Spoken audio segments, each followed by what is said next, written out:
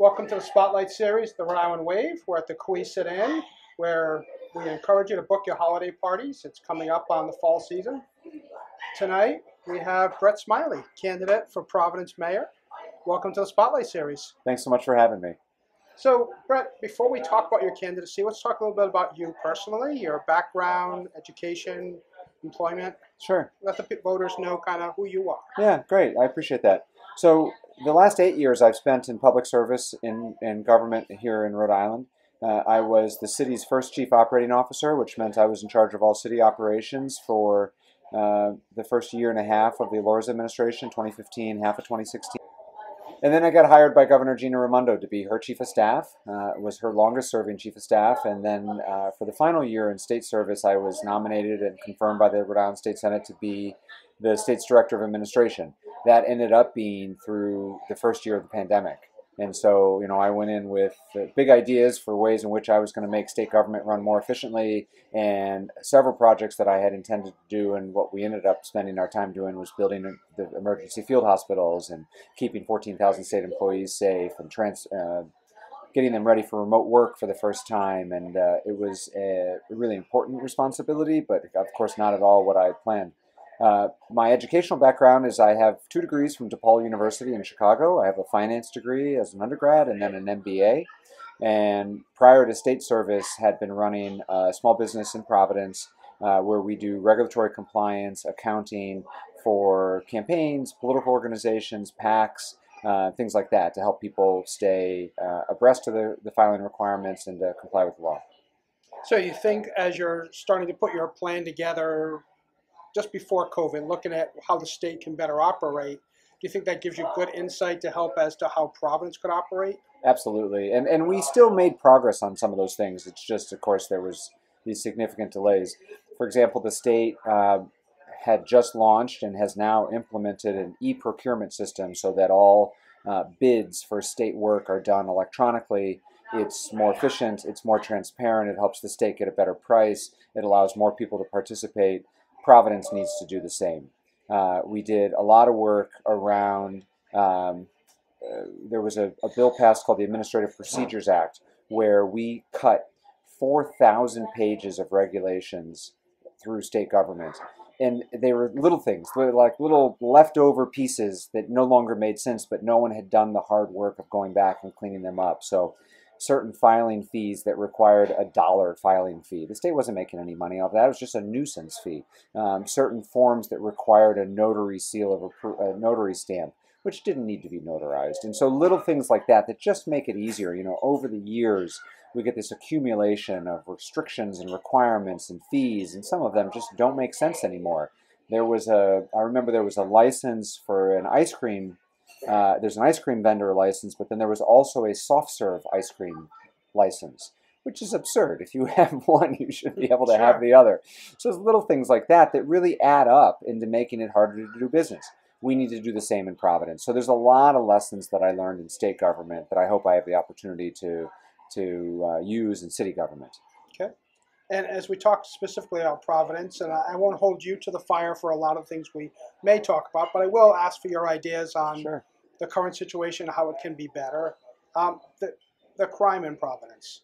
I know the dirt bikes aren't on the news every night, which I applaud the administration for getting that situation, at least from my viewpoint, under control, but there is still a lot of crime. It's a capital city. How do we approach that? Yeah. So there is a lot of crime. I mean, the other thing is that public safety is very much a perception issue. If people don't feel safe, they're not going to come. And there's no amount of statistic that you can show to make someone feel safe. And so we need to change that reputation because we over the last couple of years have gotten a reputation that it's not safe in Providence. And so what I would like to do, and I'm a defender and advocate for community policing, real community policing. I've spoken out about the need for more police to properly patrol the city. The capital city, we're not just patrolling for 200,000 residents. We're the business, economic, cultural, entertainment hub for southern New England. And many of the issues that we've had have been people coming from Fall River, New Bedford, Boston, greater Providence. And so we need to properly police for all of the people who come to Providence. And that requires adequate staffing. It also requires that we focus our police resources on violent crimes, gun crimes, and then you point out the ATVs and motorcycles, the kind of what I would call quality of life crimes. Sure. We have several initiatives underway in Providence where we're trying to better allocate resources. There's retraining that's happening with our 911 operators because we know that not every 911 call needs an officer with a gun to respond. In many cases, if someone's experienced a mental health crisis or maybe a drug problem, the resources that they need are a counselor or an addiction specialist. And what that does is free up uniformed police officers to focus their time on the work that only they can do, the violent crimes, the gun crimes, doing something about the motorcycles and the ATVs. And so I've been outspoken about the need to restore safety to the community, to have a visible show of safety through the restoration of the walking police beats, officers back on bicycles again, so that everybody, not just residents in Providence, but throughout Rhode Island and southern New England, feel safe coming to enjoy the fabulous restaurants on Federal Hill, enjoying a show at PPAC, enjoying Providence for what we know it can be, which is this, vibrant city with a thriving nightlife that I want everyone to come and enjoy. Okay. And as we look closer at some of the city departments, the schools are under state control. It took a while to get there. How do we get out of that? Yeah. Not procedurally, but what changes can you influence to make Providence a school that people are happy to send their kids to? Yeah. And kids that stay in school. Absolutely. The failures of our public education system in Providence are a moral failure, but it's also, intricately linked to both our economic challenges and our public safety challenges. When we're not properly educating young people for either college or careers, then they're not helping our economy grow. They're also, we've got way too many young people who feel like they don't have a future, they don't have a path ahead of them, and those are some of the kids who fall through the cracks and get involved in things they shouldn't be getting involved in, which contribute to our public safety challenges. And so after 30 years of bad results, the state took that big step in taking over our public schools. Unfortunately, in the 3 years since that's happened, Governor Raimondo left. We faced a global pandemic. We lost another superintendent. And so the takeover hasn't really taken off. In addition to electing a new mayor this year, we're also going to be having an election for the governor. And it is critically important that hopefully I'll be the next mayor in Providence and that I will work closely with whoever the governor is next year to get the takeover back on track, to deliver on the promises that have been made. The State Board of Education and the Rhode Island Department of Education have articulated a very detailed turnaround plan that we just need to get back on schedule. At the same time, and that's the state's responsibility. It's the mayor's responsibility, I think, to hold them accountable for Sure. it, but that's the state's responsibility. Right. At the same time, the city does still have responsibility for our school buildings, which are in serious disrepair. And so I'm going to be very focused on rebuilding or renovating a majority of the schools in our city over the next 10 years. The funding is there. The state passed a school bonds, and looking at the other places where we have authority. I'm a staunch advocate for early childhood education, preschool, pre-K. It's always been an issue where wealthy or affluent families have been able to afford to send their kids to pre-K, and everyone else has struggled. And so I would like to expand into universal pre-K. It improves educational outcomes for a student's entire time in school. Those earliest years start to shape young minds and will yield benefits for a long time to come. The other issue that it will help address, one of the things I hear most frequently on the campaign trail, is the cost of childcare. And it's making it really hard for families to make ends meet because of the cost of childcare. And in addition to learning improvements, 3- and 4-year-olds going to preschool also helps with the cost of childcare, because that's what families would be doing otherwise. And so Governor Raimondo passed childcare funding, so cities throughout Rhode Island, but Providence in particular, has to come up with some of the money, but not all of the money. The state then kicks in. I think we can do this in an affordable way without burdening taxpayers and have real meaningful improvements.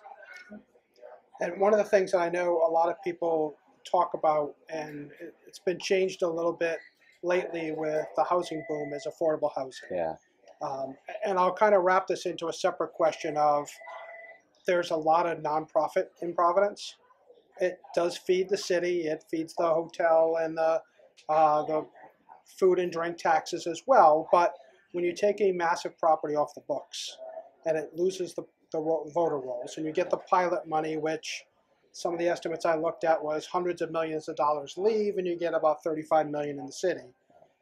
That's very tough to say they can stay for free, but I don't have room for housing or affordable housing. How do we go both ways on that? Yeah, you point out all of the right points. So the housing crisis in Providence is at a crisis level right now.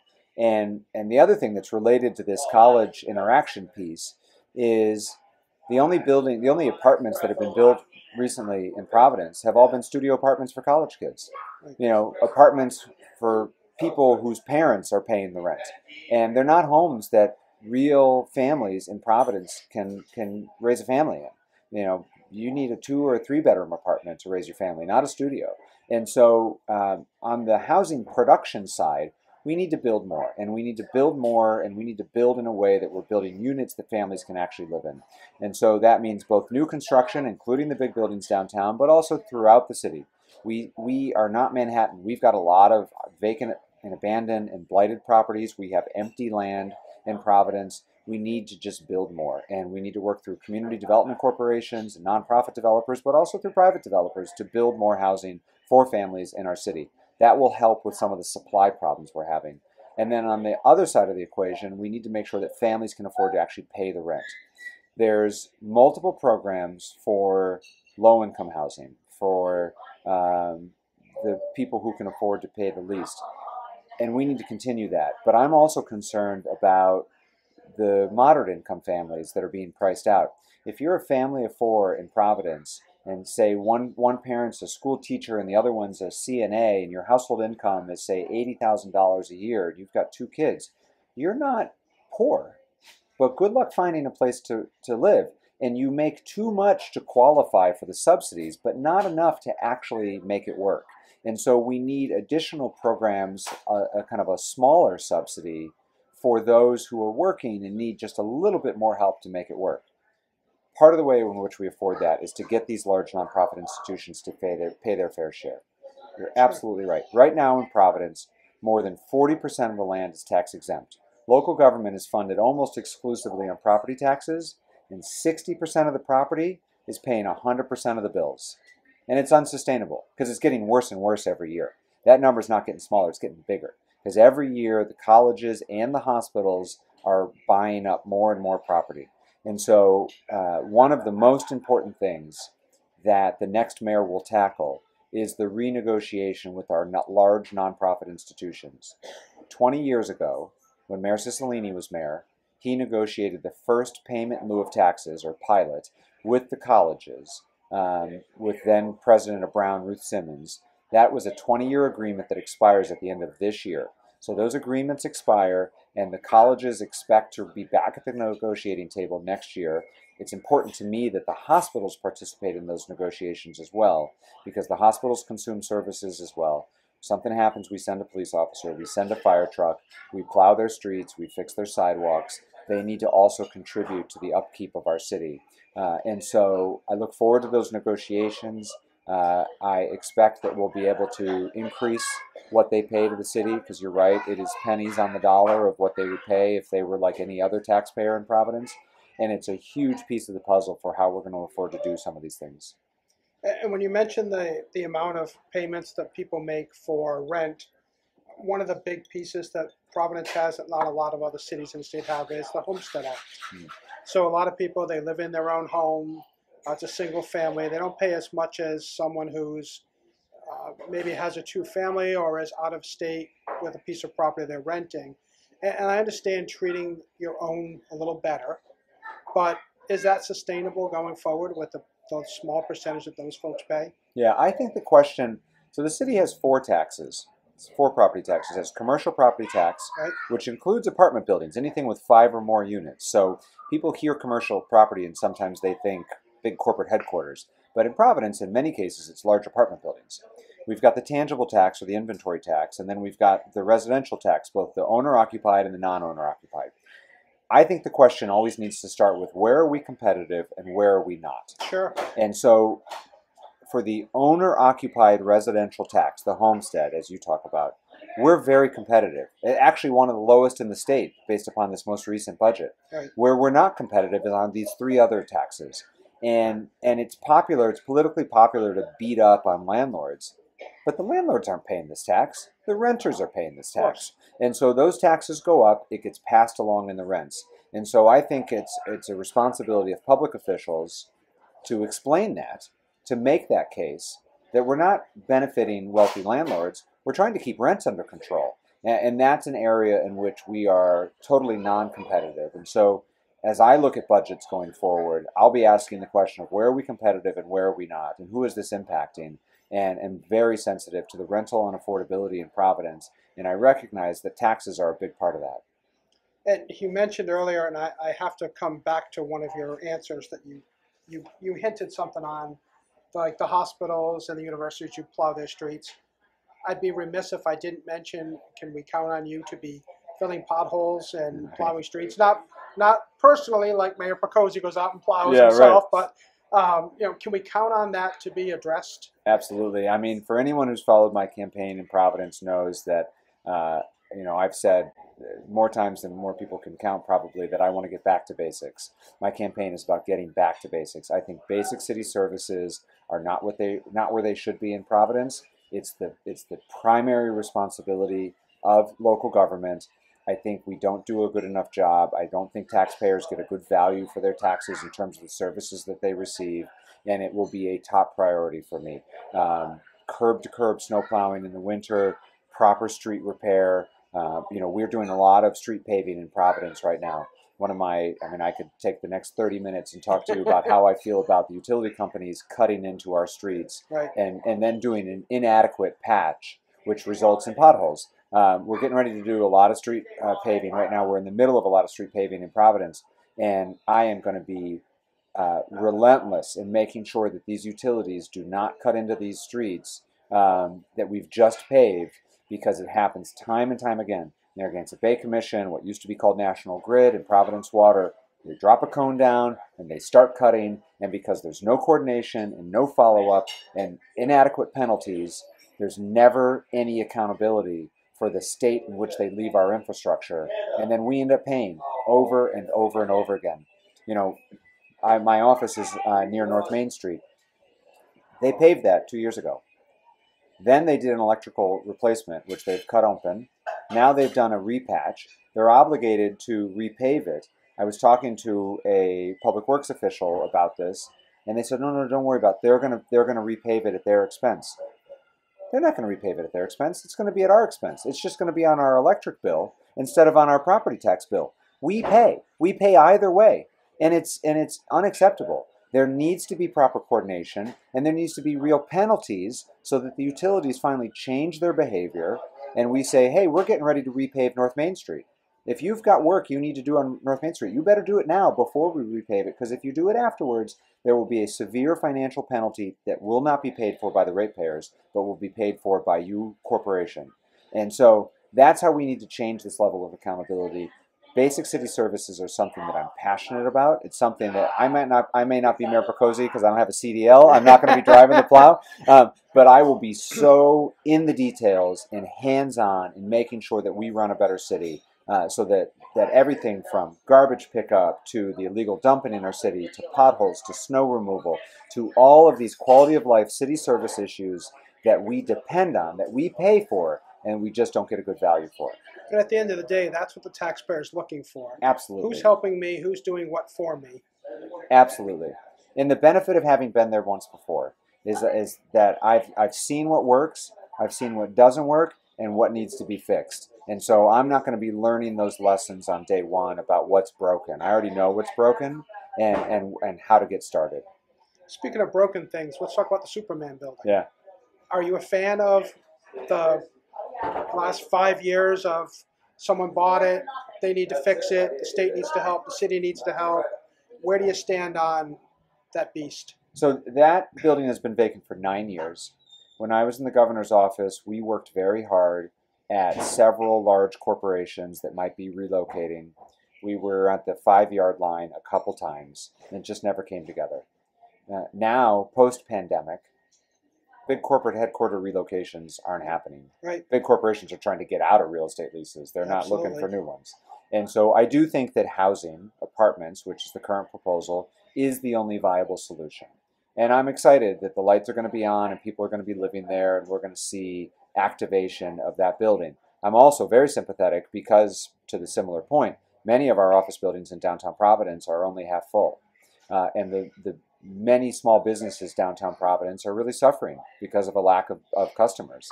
And I think having that building full of a couple hundred apartments, people taking their dry cleaning in, buying lunch, and shopping. There's now about to be 2 grocery stores within walking distance. I think that'll be great. And so I'm fully supportive of the idea of converting it to residential housing. And I acknowledge that it's going to require a subsidy. We've learned a lot of lessons in how we do these subsidies. We need to make sure that the developer is responsible for cost overruns. We need to make sure that the taxpayer is protected and that if the building doesn't get finished, we don't pay. But I'm prepared to provide that subsidy.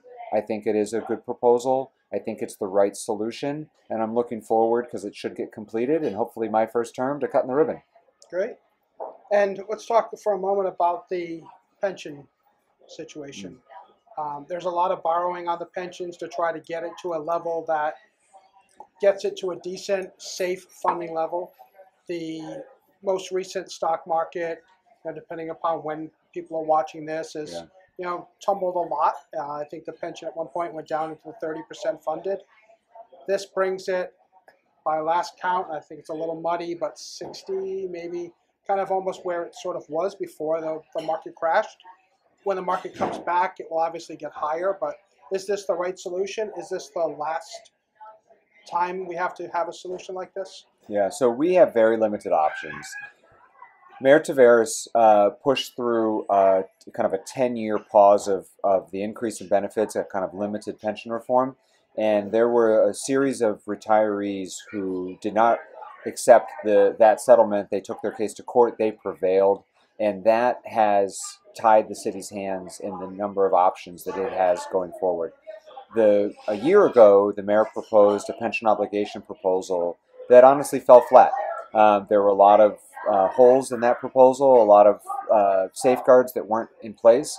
And so they did what they should have done, which was they engaged the business community, they engaged the general public, they gave everyone a chance to vote on whether they wanted to proceed with this pension obligation bond, and the voters approved it. And the proposal that came out of the General Assembly was much better, and it included several important safeguards, which is why I voted for it, was because of these safeguards. One of those safeguards was that if the city's actual borrowing costs exceeded 4.9%, we couldn't go forward. Unfortunately, because interest rates are rising right now, we're in that moment where we can't go forward. But it's a 5-year authorization. We don't need to go back to the voters. We don't need to go back to the General Assembly. If interest rates come back down in the next 5 years, then that plan, that path forward becomes available to us again. I do think it is the best viable path forward for us, and I hope that in the next 5 years, rates do come back down. I expect they will. If you look at the history of interest rates and how they go, I think that that's a realistic assumption, and that this could be the last time we talk about it. I will say that we're largely dealing with an obligation. The current benefits for new employees are much more responsible and affordable. The issue is a series of years where extraordinarily generous benefits were given, and then perhaps more importantly, a period of time when past mayors, honestly, Mayor Cianci, skipped payments or made short payments. And like any individual making the minimum credit card payment on their credit card, you never get out of that cycle of debt. And so the compounding effect of those short payments or skipped payments in the 90s has resulted in this billion-dollar problem. I'm sympathetic to our employees and our retirees. They always did their part. Their portion of their pension contribution came out of their paycheck every 2 weeks. It's the city who didn't do its part. And so for the time being, we need to keep making our payments. Hopefully the interest rate environment changes and this path becomes open to us again. Okay. I can understand that. I think it's viable. Also, the pensioners are living longer than we expected. I mean, the pension of someone today retiring at 60 is not 15 years. It could be 20 or 30. That's right. So it's a different world that we're paying out now than what we're considered 30 years ago. Right, and I think that that's been incorporated into recent contracts for new employees. But the people who were hired in the 70s but retired in the 90s, they were who just built the city. Exactly, they were just very different contracts that were given back then. Yeah, I agree. Yeah. We do have some questions. I'm not going to wrap up just yet, but I do want to give you a plug for your website for people to get involved. Great. I'm assuming you'll need people to work on the campaign, make phone calls, knock on doors for you. So if you could plug how and what you're looking for. Great, thank you. Yes, so the website is smileyformayor.com and SMILEY, smileyformayor.com. There's a very clear link there that says volunteer. We would love to have everyone's help. And importantly, because as of today, we're 5 weeks away from the election, I'm really asking people to have a plan to vote. Because of the pandemic, a lot of people changed their voting patterns. A lot more people voted by mail than had ever voted before, and I think some people like that, and then think they might do that again in the future. The state changed some of the vote by mail laws and some of the early vote plans. So now you have 3 options this year. You can vote by mail by requesting a mail ballot. You can vote early in person up to 10 days before the election, or you can vote on election day, the traditional way. But it's important I like to ask people to really think about it for just a second. What's your plan to vote? Do you plan on voting by mail? Do you plan on voting early? Do you plan on voting on election day? Have your plan so that you know how you plan to vote, and that way I think you're more likely to go do it. It's a really important election, not just the mayor's race. There's a lot of competitive elections this year, and I would argue that who your mayor is probably impacts your life more than any other elected official in your life. And so I'm encouraging people to really get involved. I hope that you'll choose to get involved with me, but either way, have a plan to vote. Think about what your plan to vote is, and talk to your family about it, please. Okay. I'd like to conclude our interviews with a tribute to James Lipton, interview that did a lot of celebrities, so I'm stealing a couple of his questions for you. Great. So what is your favorite word? Details. Okay. I'm a details guy. I like getting in the weeds. As you can tell, I have sometimes I struggle in interviews because I can have very long answers. Right. I think the details matter, and so I'll say details. Okay. Yeah. What is your favorite noise or sound? I love the sound of construction. We used to laugh in the Raimondo administration. Cranes in the sky? The cranes in the sky. Yeah. People would come in complaining about traffic because of road construction, and I thought that was a beautiful thing. That means we were finally fixing some of the things in our state, and that's the same kind of challenge I'd like to have in Providence. I'd like people to be calling City Hall because they're upset because we're too busy rebuilding our city, fixing our streets and sidewalks. So the sound of construction. Okay. If you had 0% chance of failure to do something, what would you choose? Our public school system. Totally reforming our public school system. There's no more important thing. There's nothing that touches more all of these other issues: economic development, public safety, even the housing crisis. If we properly educated our children so that they were either college ready or career ready, and to go forward into it boldly, that is the single most important thing we can try to address. Okay. What job would you least like to do?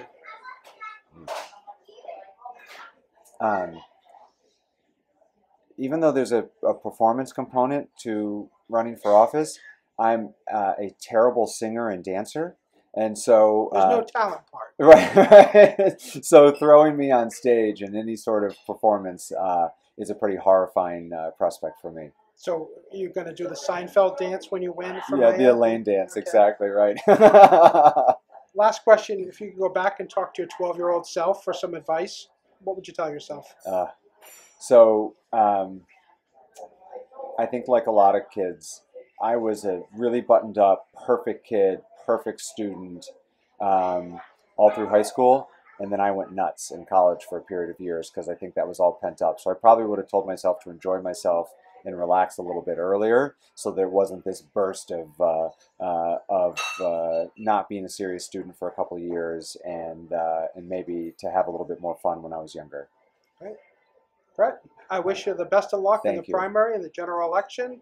Hopefully we'll have you back talking again. I'd love it. Thanks so much. Thank you very much. Appreciate the opportunity. Thank you.